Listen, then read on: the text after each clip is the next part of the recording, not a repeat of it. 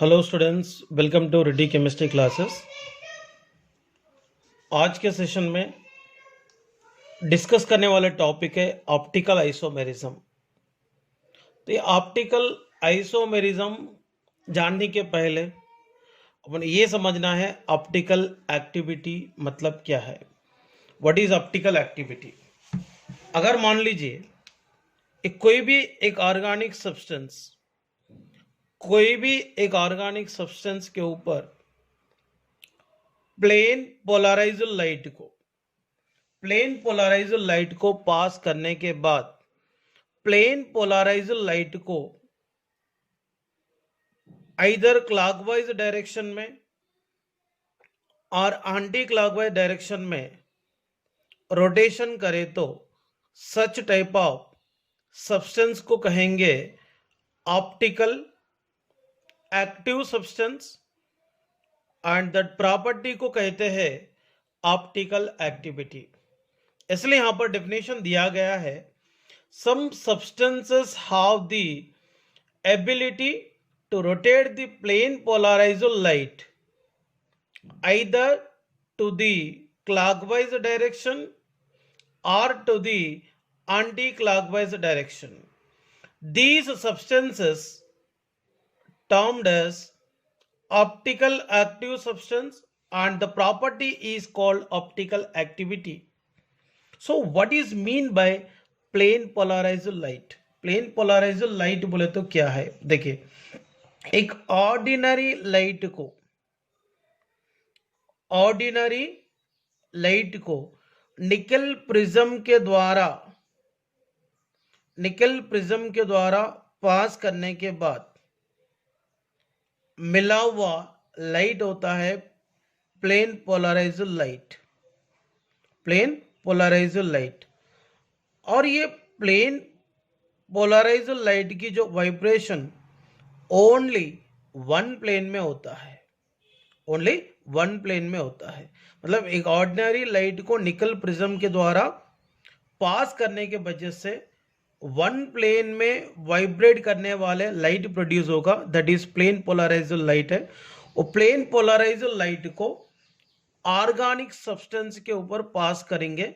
तो organic substance के ऊपर पास करने के बाद अगर ये ऑर्गेनिक सब्सटेंस इसको क्लॉकवाइज डायरेक्शन और एंटी क्लॉकवाइज डायरेक्शन में प्लेन पोलराइज्ड लाइट को रोटेट करने वाले कैपेसिटी अगर शो करे तो सच ऑर्गेनिक सब्सटेंस को कहते हैं optically active substance and that property को कहते हैं ऑप्टिकल एक्टिविटी बोलेंगे। अगर एग्जैक्टली ऑप्टिकल आइसोमर्स होता क्या है? What is optical isomers?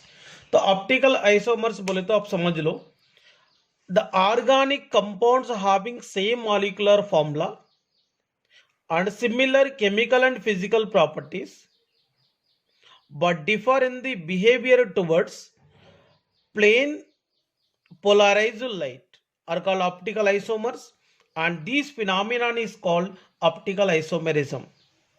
देखिए बच्चों, अगर ऑर्गेनिक कंपाउंड्स का मॉलिक्यूलर फॉर्मूला सेम होकर, स्ट्रक्चर भी सेम होकर, chemical and physical properties similar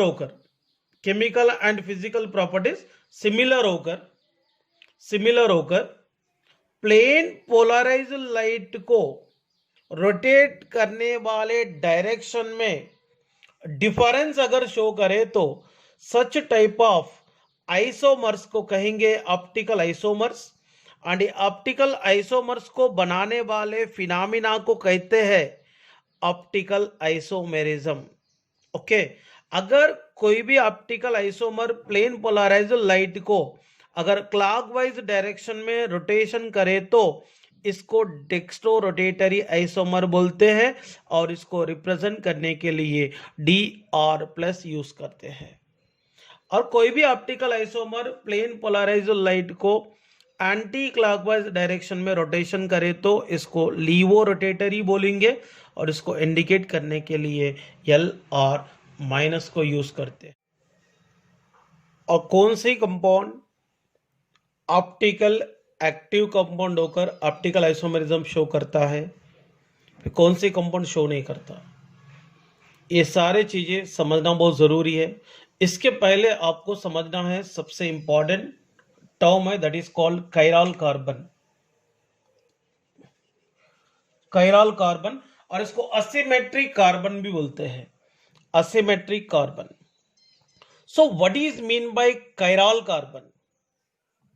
it is the carbon atom which is attached with four different atoms or four different group atoms। मतलब carbon atom के साथ जुड़ा हुआ four atoms different होना चाहिए और ग्रुप ऑफ आटम डिफरेंट होना चाहिए। दैट काइंड ऑफ कार्बन को कहेंगे कायरल कार्बन और असिमेट्रिक कार्बन। तो यहां पर देखिए लैक्टिक एसिड में देखिए ये कार्बन के साथ फोर डिफरेंट है आटम और ग्रुप्स है। देखो यहाँ पर OH है, यहाँ पर CH3 है, यहाँ पर COH है, यहाँ पर H है। So that this carbon is consider as a chiral carbon. यहाँ पर भी देखिए ये जो कार्बन है इसको H है, इधर CHCl है, इधर CH2 रहता, ऊपर CH3 है। मतलब ये कार्बन भी फोर डिफरेंट आटम और ग्रुप के साथ जुड़े हैं, इसीलिए इसको भी कायरल कार्बन और असिमेट्रिक कार्बन बोलते हैं। अगर यहाँ पर open chain structure of glucose की बात करते हैं, इसमें कितनी कायरल कार्बन है? ग्लूकोज का फॉर्मूला C6H12O6, इसका एग्जैक्ट ओपन स्ट्रक्चर है। इसमें देखिए ये भी कायरल है क्योंकि ये ग्रुप अलग, ये अलग, ऊपर का अलग, नीचे का अलग है। ये भी कायरल है, इधर अलग, इधर अलग, ये भी अलग है, नीचे का भी अलग है। ये भी कायरल है, ये भी कायरल है। टोटल 4 कायरल सेंटर्स है किसके पास? ग्लूकोज के पास। और देखिए बच्चों यहां पे कोई भी ऑर्गेनिक कंपाउंड ऑप्टिकली एक्टिव बनना है तो फिर कौन सी कंडीशन को यहां पर फॉलो करनी चाहिए, ये भी डिस्कस करेंगे। यहां पर एक स्टेटमेंट लिखा हूं, for optically active isomers the object and it's mirror images must be non super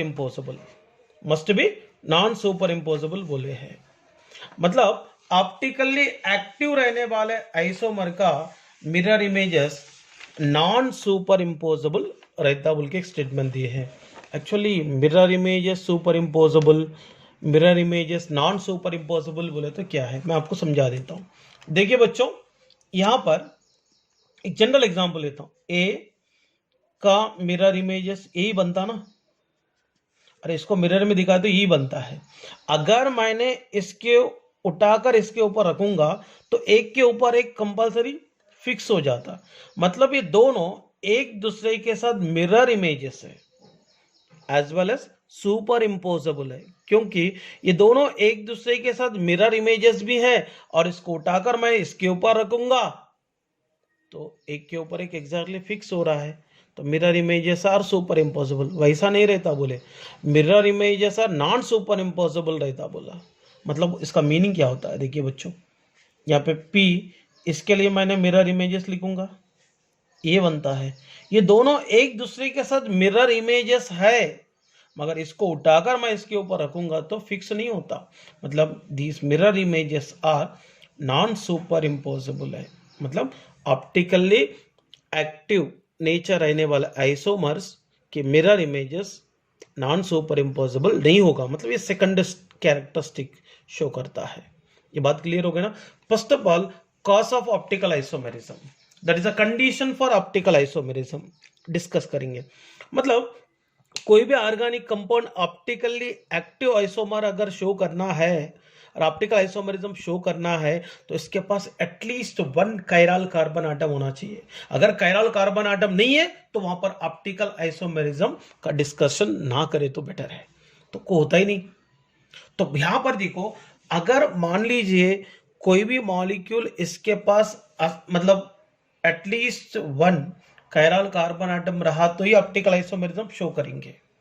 okay. और इसके अलावा यहाँ पर मेजरली 2 कंडीशन के बारे में अपने को डिस्कस करना बहुत ही जरूरी है, बहुत ही जरूरी है। देखिए first one, only one chiral carbon atom of molecule is considered as chiral molecule and such molecule shows optical isomerism.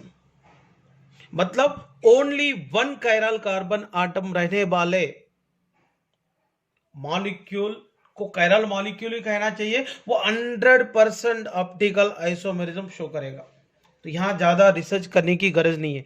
यहां देखो मैंने यहां पर लैक्टिक एसिड लिखा हूं, इसमें के पास एक ही कायरल कार्बन है, no doubt that molecule optically active है, इसमें कोई सोचने वाली बात नहीं है, यहां पर कोई रिसर्च करने की गरज नहीं है बच्चों, क्योंकि ऑलरेडी रिसर्च करके दिए, आप लोग साइंटिस्ट बनने की कोई जरूरत नहीं है। देखिए बच्चों सेकंड पॉइंट बहुत ही मजे वाले पॉइंट है। यहां पे देखो, molecule which contain 2 or more than 2 chiral carbon atoms with dissymmetric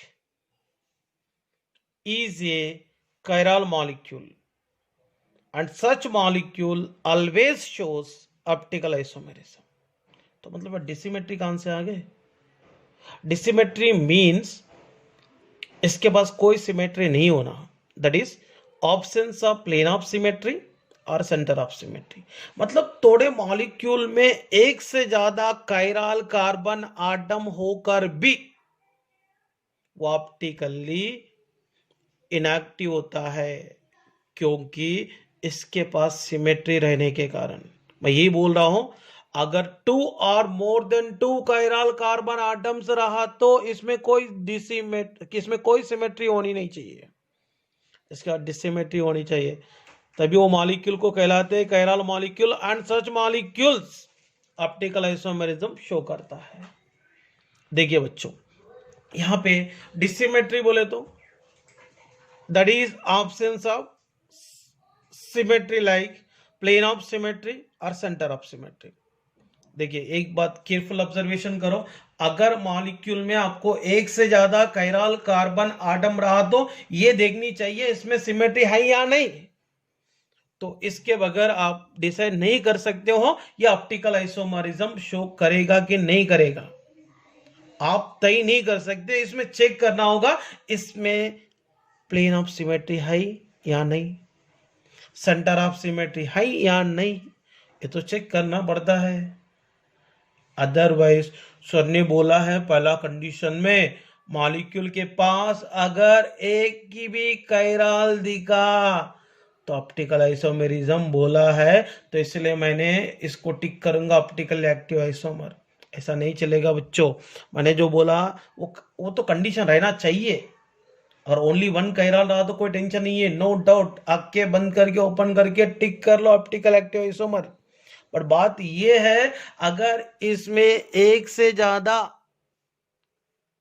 chiral carbon atoms रहा तो ये देखना चाहिए इसमें सिमेट्री है या नहीं, सिमेट्री है तो वो नहीं है ऑप्टिकल आइसोमर, सिमेट्री है तो वो शो नहीं करता है ऑप्टिकल आइसोमर। बच्चों ये सिमेट्री बोले तो क्या है, तो इसमें पहले चेक करना है प्लेन ऑफ सिमेट्री है या नहीं और सेंटर ऑफ सिमेट्री है या नहीं। But most of the questions one plane of symmetry को लेकर ही सॉल्व कर सकते हैं। आप यहाँ पे प्लीज बच्चों साइंटिस्ट बनने की कोई गरज नहीं है, ठीक है।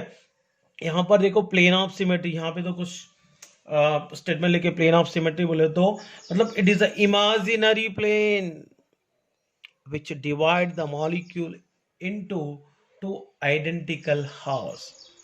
मतलब अगर एक इमेजिनरी प्लेन को मॉलिक्यूल के थ्रू पास करने के बाद वो मॉलिक्यूल अगर 2 आइडेंटिकल पार्ट में अगर डिवाइड हो गया, नो डाउट वो मॉलिक्यूल में प्लेन ऑफ सिमेट्री है, और प्लेन ऑफ सिमेट्री रहा तो इसमें कायरल कार्बन आटम होने के बावजूद भी ऑप्टिकली क्या होगा, इनएक्टिव होगा। देखो यहाँ पर मैंने टारिक ऐसे लिखा हूं, देखो इसमें 2 कायरल कार्बन है, तो एक्चुअली क्या होना चाहिए, ऑप्टिकली एक्टिव होना चाहिए, बट यहाँ पे देखो, एक मैंने इमेजिनरी प्लेन को पास करूंगा, तो इमेजिनरी प्लेन को पास करने के बाद इमेजिनरी प्लेन ये मॉलिक्यूल को 2 आइडेंटिकल पार्ट्स में डिवाइड कर रहा।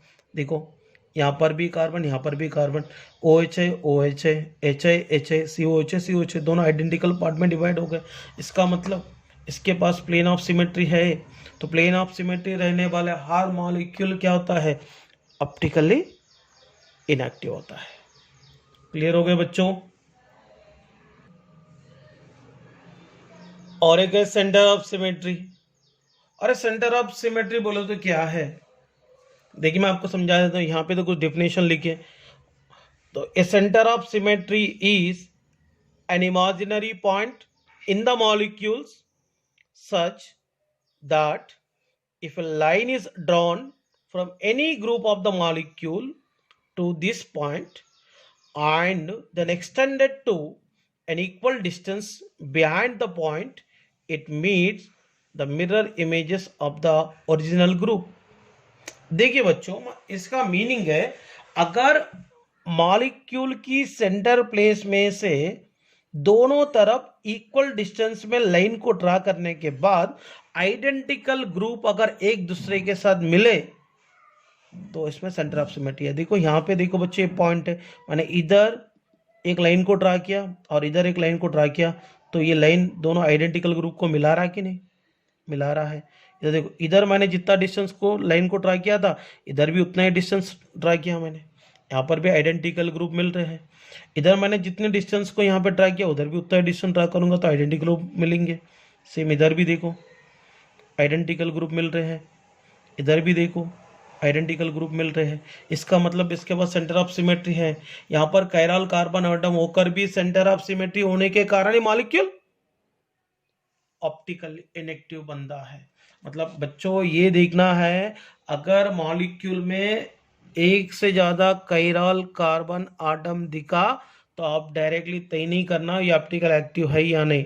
तो इसमें पहले देखना है डिसिमेट्री है या नहीं। अगर डिसिमेट्री रहा, डिसिमेट्री बोले तो प्लेन ऑफ सिमेट्री नहीं है, सेंटर ऑफ सिमेट्री नहीं है, तो वो ऑप्टिकल एक्टिव है। अगर इसमें से कोई भी अगर सिमेट्री है तो ऑप्टिकली इनएक्टिव होता है। बच्चों ये बात क्लियर हो गए होगा? ठीक है बच्चों, मैं आगे बढ़ता हूं। देखिए बच्चों, यहां पर और एक कंसेप्ट के बारे में डिस्कस करेंगे, दैट इज मीजोफॉर्म और मीजो कंपाउंड और मीजो आइसोमर भी बोलेंगे इसको, मीजो आइसोमर भी बोलेंगे। देखिए, it is the compound which contain two or more than two chiral carbon atoms but optically inactive due to plane of symmetry. Optically inactive due to plane of symmetry मतलब यहां देखो, molecule में एक से ज्यादा कायरल कार्बन आटम होकर plane of symmetry के वजह से अगर वो मॉलिक्यूल ऑप्टिकली इनएक्टिव बन जाता तो दैट मॉलिक्यूल को कहना चाहिए मीजो कंपाउंड। यहां पर देखिए, मैं यहां पर एक कंपाउंड लिखा हूं टार्टारिक एसिड। ये क्या है?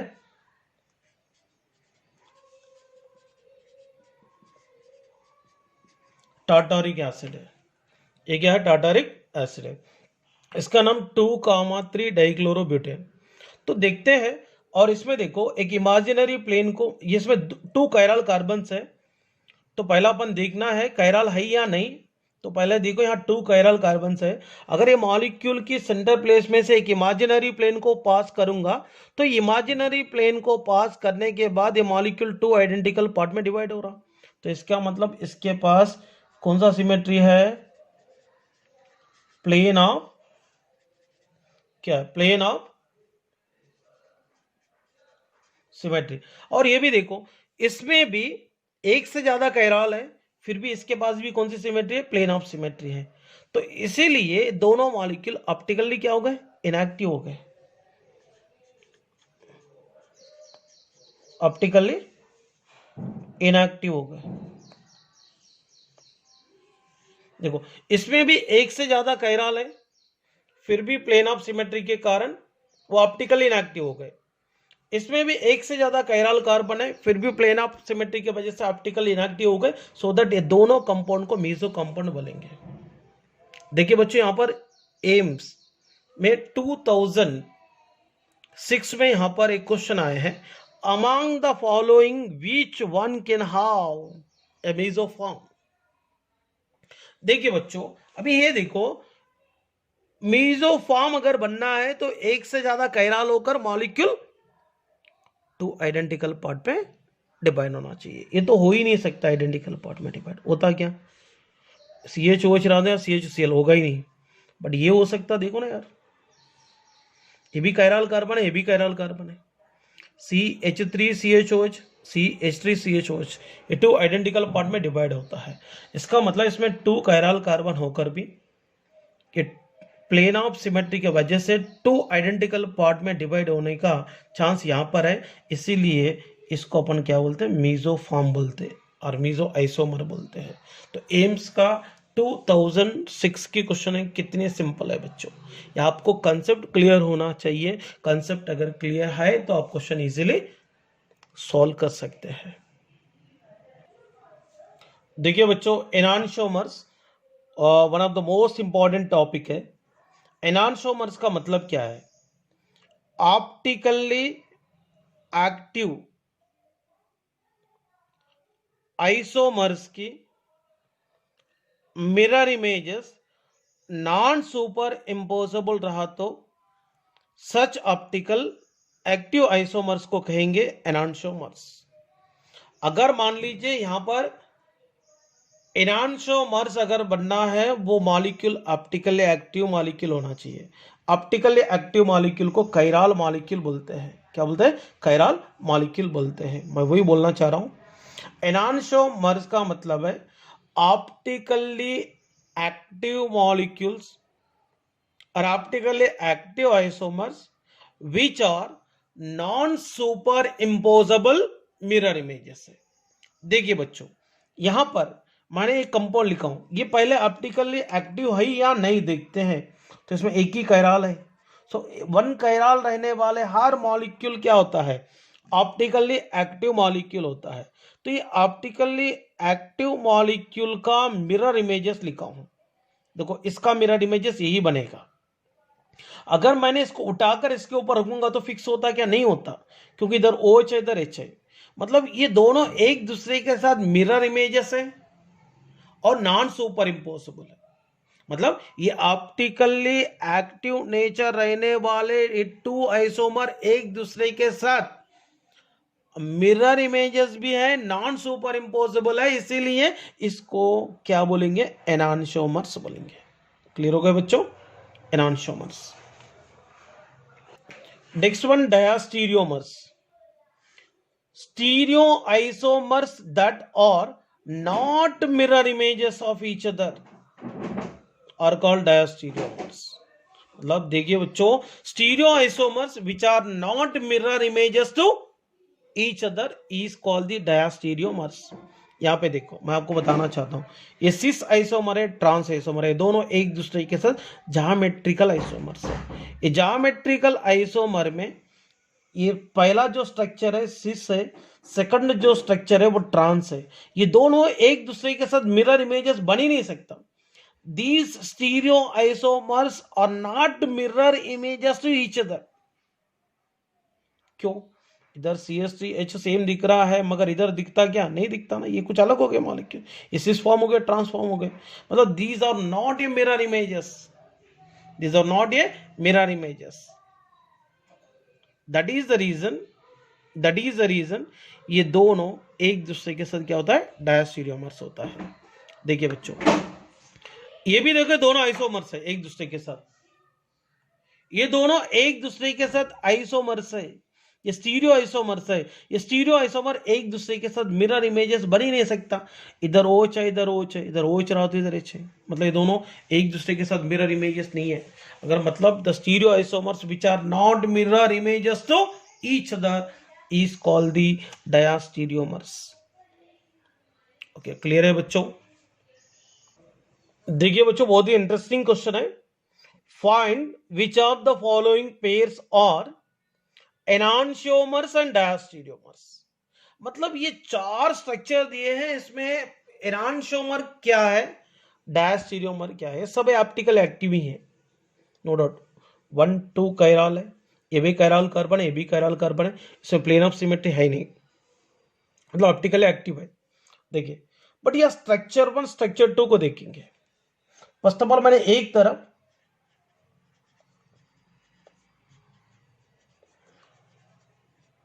एनांशियोमर्स लिखता हूं, एक तरफ डायस्टीरियोमर्स लिखता हूं, एक तरफ मैं एनांशियोमर लिखता हूं, एक तरफ डायस्टीरियोमर्स लिखता हूं। देखिए बच्चों, स्ट्रक्चर 1 स्ट्रक्चर 2, देखिए ये दोनों एक दूसरे के साथ मिरर इमेजेस है। देखिए COH COH, CHOH CHOH, CHOH CHOH, ये दोनों देखो ना, क्लियरली दिख रहा, इसका मिरर इमेजेस ही बनेगा, इसीलिए यहां पर 1 एंड 2 एनांशियोमर बोलेंगे, ये दोनों मिरर इमेजेस है और नॉन सुपर इम्पोजिबल होगा। अगर मैंने इसके उठाकर इसके ऊपर रखा तो फिक्स नहीं होते, क्योंकि इधर एच है इधर OH है ना, बट ये दोनों एक दूसरे के साथ मिरर इमेजेस है, इसलिए इसको एनांशियोमर बोलेंगे।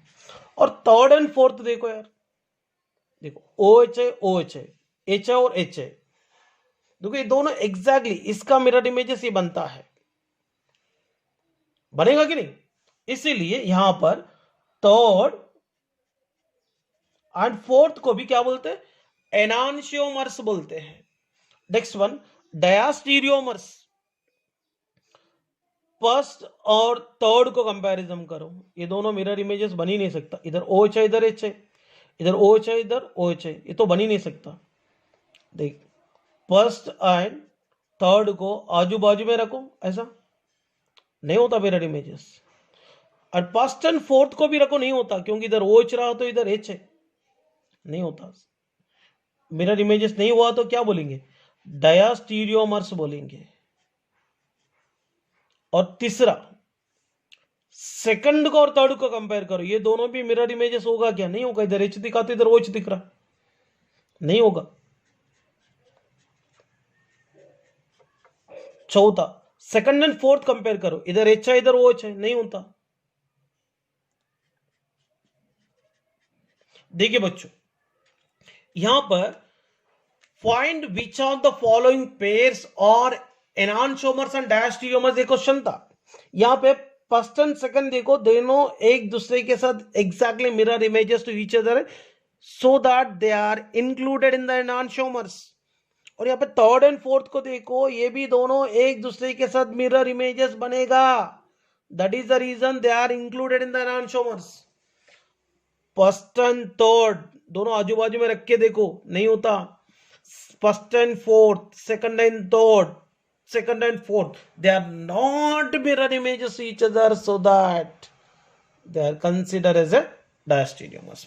और आपके लिए तुम्हें गिफ्ट मिल रहा है, इसको सॉल्व करना चाहिए बच्चों आप लोग। देखिए बच्चों, और एक टॉपिक है रेसिमिक मिक्सचर। रेसिमिक मिक्सचर बोलता हूं, it is an equimolar mixture of dextrorotatory and laevorotatory form, और it is an equimolar mixture of R configuration and S configuration, वो आगे डिस्कस करेंगे अपन। मतलब यहां पर समझ लो, डेक्स्ट्रो रोटेटरी और लीवो रोटेटरी फॉर्म को इक्वल प्रोपोर्शन में मिक्स करने के बाद रेसिमिक मिक्सचर मिलेगा। मतलब 50% dextro rotatory form, 50% laevo rotatory form को मिलाने से यहां पे रेसिमिक मिक्सचर मिलता है। तो रेसिमिक मिक्सचर हमेशा ऑप्टिकली इनएक्टिव है, क्योंकि dextro rotatory form laevo rotatory form से कैंसिल होता है, इसलिए यहां पे देखो 50% dextro rotatory form of lactic acid को 50% laevo rotatory form of lactic acid को मिलाने से यहां पर रेसिमिक मिक्सचर मिलेगा। और रेसिमिक मिक्सचर बच्चों समझ लो हमेशा ऑप्टिकली इनएक्टिव होता है।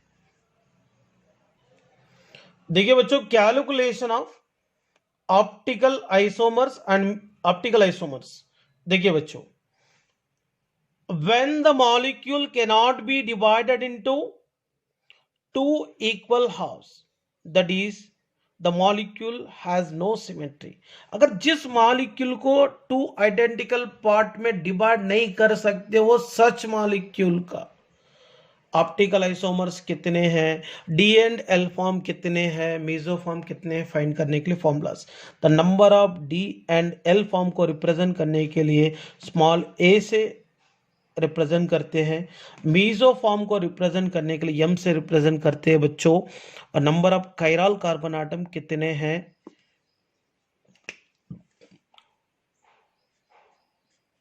देखो number of chiral carbon atom कितने हैं, इसको रिप्रेजेंट करने के लिए एन यूज करते हैं। देखिए इसमें number of D and L form A is equal to 2 power n है, number of mesoform M is equal to 0 है। इसमें total number of optical isomers बोले तो number of D and L forms and number of mesoforms को मिलाने से total number of optical isomers मिलते हैं, that is A plus M.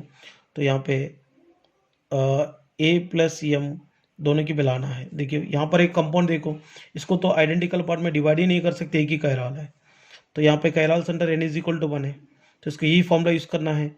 Number of D and L form A is equal to 2 power n formula है, मैं n की जगह 1 put करूंगा, 2 power 1 is equal to, number of mesoform तो 0 है। Total number of optical isomers क्या होगा, ए plus M, ए का वैल्यू 2 है, एम की वैल्यू 0 है, पूरा मिलाने से कितना आता है 2। देखिए बच्चों यहाँ पे 1 2 3 कंपाउंड दिया हूं, इसको पहला फॉर्मूला यूज करके सॉल्व करना चाहिए। अब जो मैंने बताया ना एक एग्जांपल, जैसे मैंने सॉल्व किया वैसे ही है। अगर when the molecule is divided into 2 equal halves, अगर मॉलिक्यूल 2 आइडेंटिकल पार्ट में डिवाइड होने की चांस रहा तो इसमें नंबर ऑफ डीएल फॉर्म के लिए फॉर्मूला 2 पावर n माइनस 1 है, ओके ना। Number of mesoform m is equal to 2 power n by 2 minus 1 है। नंबर ऑफ ऑप्टिकल आइसोमर्स बोले तो a प्लस m रहता, 2 power n minus 1 plus 2 power n by 2 minus 1 है। देखिए बच्चों यहां पर COOH, CHOH, CHOH, COH, इसको 2 आइडेंटिकल पार्ट में डिवाइड कर सकते हैं, ओके ना। इसके लिए फॉर्मूला 2 टाइप के रहते हैं, जो मैंने जो बताया था ये फॉर्मूला इवन नंबर के लिए है। यहां पर थोड़ा केयरफुली देखो बच्चों, when the molecule is divided into equal halves, if n value is even number, even number आओ तो ये फॉर्मूला यूज करना है पूरा, देख लो एक बार। देखा ना राइट।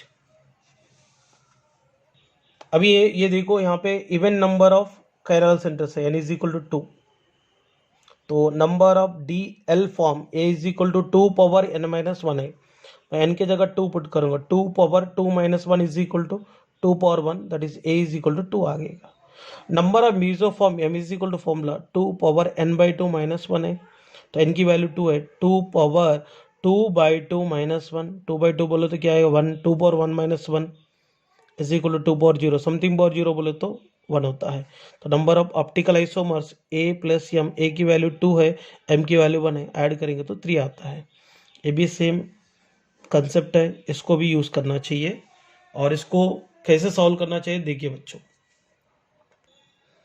देखिए बच्चों n value is odd number आ, तो अगर मॉलिक्यूल को 2 आइडेंटिकल पार्ट में डिवाइड करने के चांस रहा तो सच मॉलिक्यूल के लिए मैंने फॉर्मूलास अलग अलग बताए। n वैल्यू इवन रहा तो पहले डिस्कस किए, अभी n वैल्यू आड नंबर रहा तो number of D and L form के लिए formula a is equal 2 power n minus 1 minus 2 power n minus 1 by 2, m का formula 2 power n minus 1 by 2, number of optical isomers a plus m है,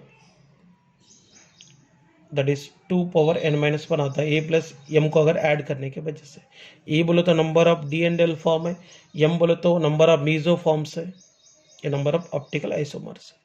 so this is the small story regarding optical isomerism. देखिए बच्चों optical isomerism को sincerely आप लोग practice कर लो।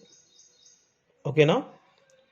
और remaining जो टॉपिक है RS कॉन्फ़िगरेशन नेक्स्ट सेशन में डिस्कस करते हैं, that is very important topic है। Thank you students.